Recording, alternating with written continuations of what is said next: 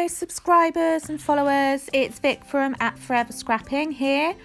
I'm sharing today a 12 by 12 process video which uses die cutting and some mixed media.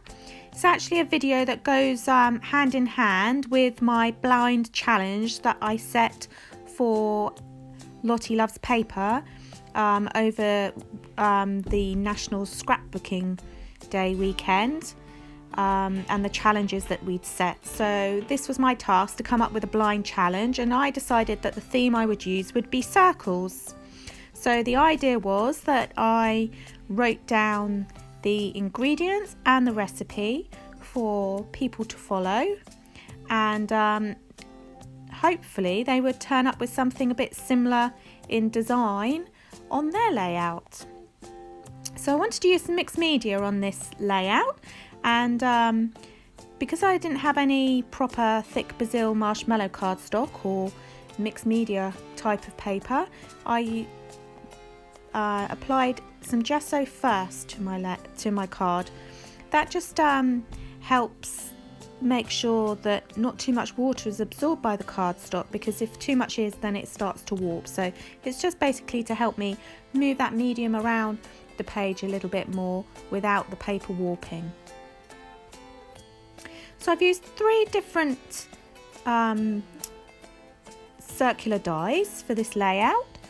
One's approximately 2.5 inches in diameter, the other 3, and then the biggest one 3 3/4 inches.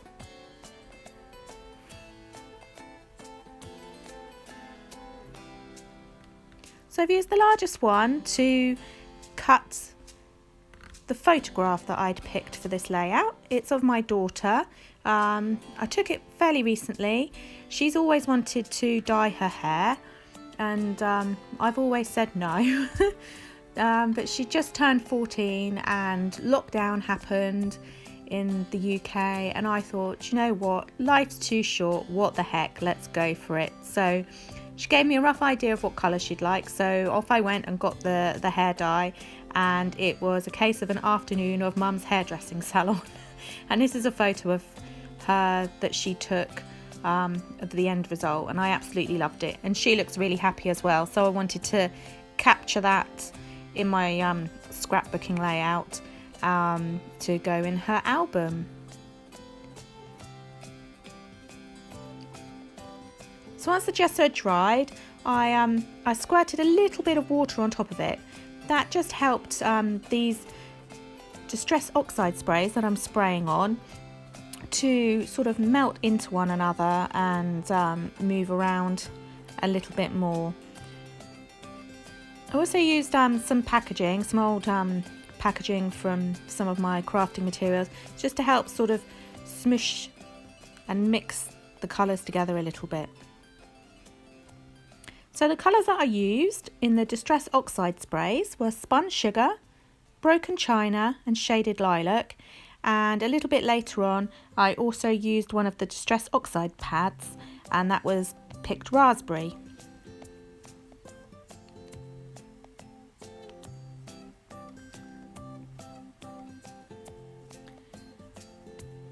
So I'm just layering up the colours bit by bit, and in between just dabbing up the excess with some tissue, just so that there's not too much water on the card at one time.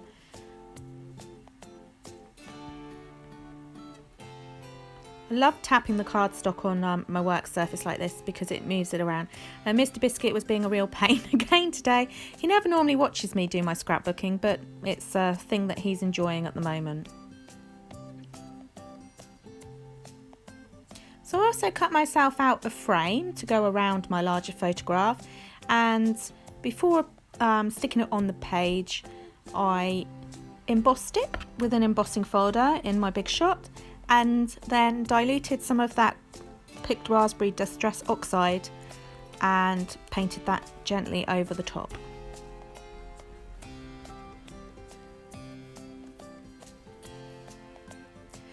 So with the other dies, I cut 2 of the medium size, that was 3 inches, and 2 of the 2.5 inch size out of pattern paper One of those pieces I kept rather plain because I wanted to use that to put my journaling on.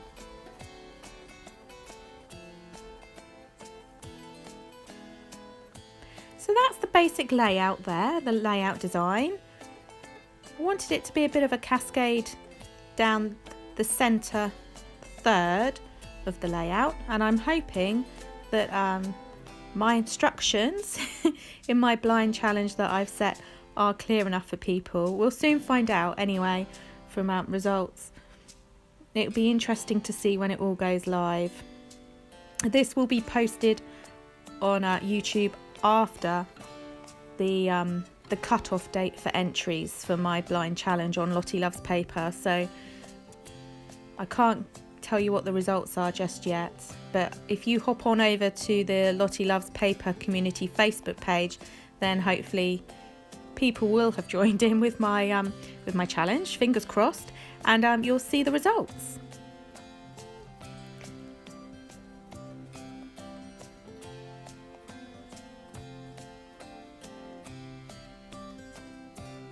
So I'm using the beautiful Paige Evans Bloom Street collection. Absolutely love the colours in those, and that was why I chose those Distress Oxides for my background, because I thought they tied in really nicely. I think they're just really bright and spring-like and happy, and also Isabella, my daughter, when she'd taken the photos, I think she'd used the Snapchat filter, and there were little purple butterflies on her face, so I thought that tied in quite nicely with the colours of the collection too. Now just pasting some butterflies on the layout as well, just to add a little bit more dimension to the page and fill out that central column. They were leftovers from a cut file that I'd done a while back, and I simply just layered them up, and so they fitted perfectly because they were cut out of the same collection.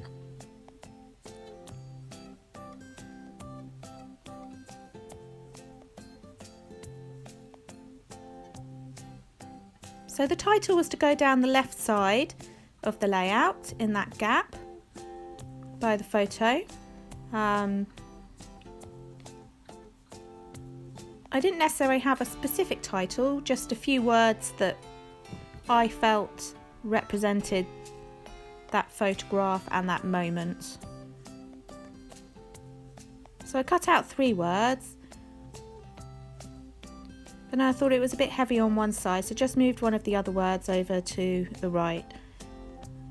I just felt that was a little bit more pleasing to look at.